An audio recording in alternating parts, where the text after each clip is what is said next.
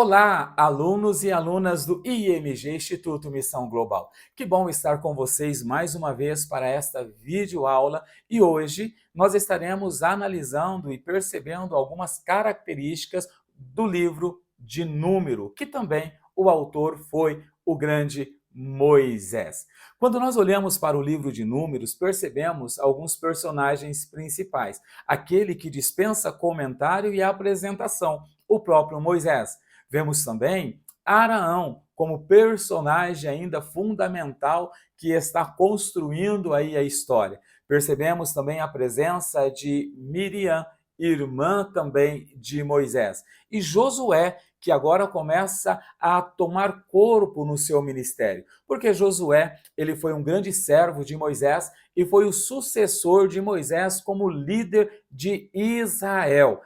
Josué, ele só conseguiu ser o sucessor de Moisés porque ele foi um servo obediente, um líder obediente, que seguiu as orientações de Moisés, nunca se rebelou contra o seu líder, então ele recebe a incumbência de dar continuidade ao ministério de Moisés, levando ao povo a inúmeras vitórias e também para alcançar e tomar posse plena de todas as promessas de Deus. Nós vemos também um outro personagem que se destaca neste livro, que é Caleb.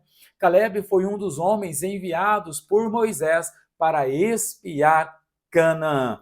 Caleb, precisamos de muitos Calebes nos nossos dias atuais, porque Caleb também foi um homem fiel a Deus, fiel à sua liderança e enxergava as circunstâncias da vida não dentro de uma lente, de uma ótica humana, mas dentro de uma ótica, de uma lente divina. Vemos aí a participação de Eleazar também e daquele que nós conhecemos como Corá.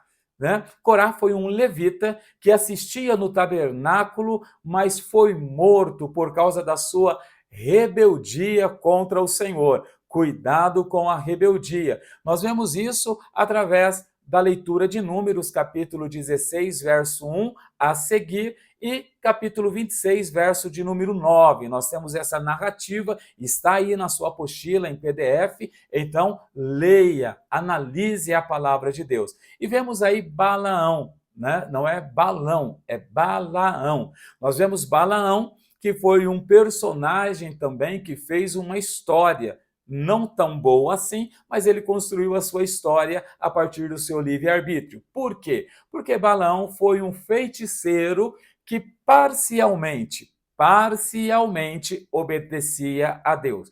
Mas sabe aquela coisa de obedecer a Deus, meio que obedece, meio que não obedece? Talvez Balaão fosse até brasileiro, que obedecia a Deus, mas acabava por querer dar o seu jeitinho brasileiro sobre as coisas. Existem também algumas principais doutrinas aí que permeia este livro espetacular. A primeira doutrina que eu quero destacar é a doutrina da rebeldia contra Deus. Então, toda rebeldia contra Deus, ela vai resultar em uma penalidade. Então, esse livro vem nos mostrar que não vale a pena ser rebeldes contra a orientação de Deus, contra a ordem de Deus e contra a palavra do nosso Deus Criador.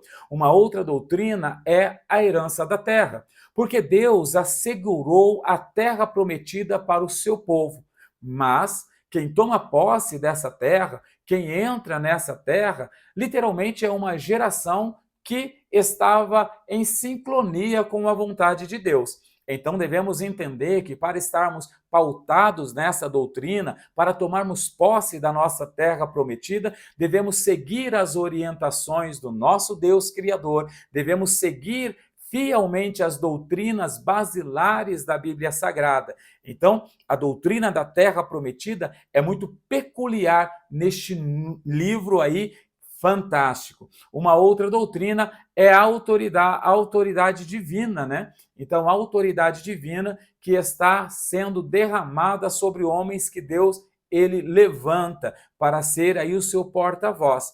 assim como Moisés. Moisés, ele recebeu a autoridade divina para ser o porta-voz dele. E todos aqueles que têm uma liderança, que exercem um ministério, eles recebem uma autorização, uma autoridade do próprio Deus para serem portadores da sua palavra, para serem profetas aí para o seu tempo, para a sua geração e para o seu momento.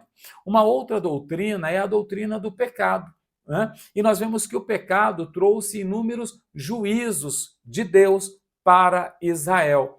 Nós percebemos que dentro da doutrina do pecado, percebemos que Deus ele não tem filhos favoritos. Deus ele não tem filhos favoritos. Não adianta pensar que eu posso pecar hoje, pecar amanhã, continuar pecando sem arrependimento, sem deixar o meu pecado, que Deus vai passar panos quentes sobre a minha cabeça. Não, Deus não vai. Eu gosto de dizer que o pecado é como cartão de crédito. Eu peco, mas um dia a conta bate na minha porta. Um dia eu vou ter que acertar essa conta, eu vou ter que pagar por todos esses gastos aí.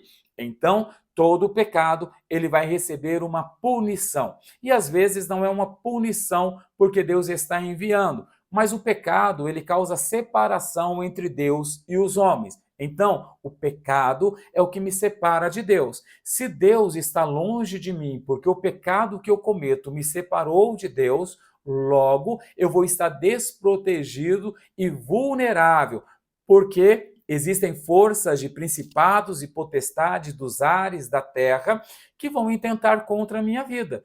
E se eu estiver desprotegido, essas forças malignas, essas forças obsessoras vão alcançar a minha vida e vão trazer prejuízo, sofrimento, calamidade. Uma outra doutrina que nós percebemos aí é sobre a fidelidade de Deus à sua aliança. Porque quando o povo de Deus é infiel, Deus ele permanece fiel. Então, ainda que em algum momento eu seja infiel, Deus ele vai permanecer fiel e quando eu me arrependo, ele se volta para mim, ele se achega a mim. É por isso que nós vemos dizer assim: buscai e encontrarei. Então, quando eu busco a Deus, eu vou encontrá-lo. Quando eu busco a presença de Deus, Deus ele se volta para mim novamente. Então vale a pena ser fiel a Deus e se você cometeu qualquer deslize, se arrependa, deixe, abandone o pecado, porque Deus ele vai se voltar para você e o nome do Criador será exaltado. Vemos também algumas características do caráter de Deus. Primeiro, nesse livro, nós vemos que Deus é longânimo. Está aí no capítulo 14, verso 18. Vemos aí que Deus é misericordioso, também no mesmo verso. Vemos que Deus é providente, ou seja, Deus ele é o provedor, é ele quem provém para nós, que Deus é verdadeiro e que mais uma vez Deus ele se ira. Então, vamos encerrar a nossa videoaula aqui. Peço para você ler a sua apostila, porque daqui a pouquinho chega a nossa avaliação. E eu quero que você tire 10 mais na sua avaliação para glorificar o nome do nosso Senhor e Salvador. Que Deus abençoe a todos. Fiquem com Deus, em nome de Jesus.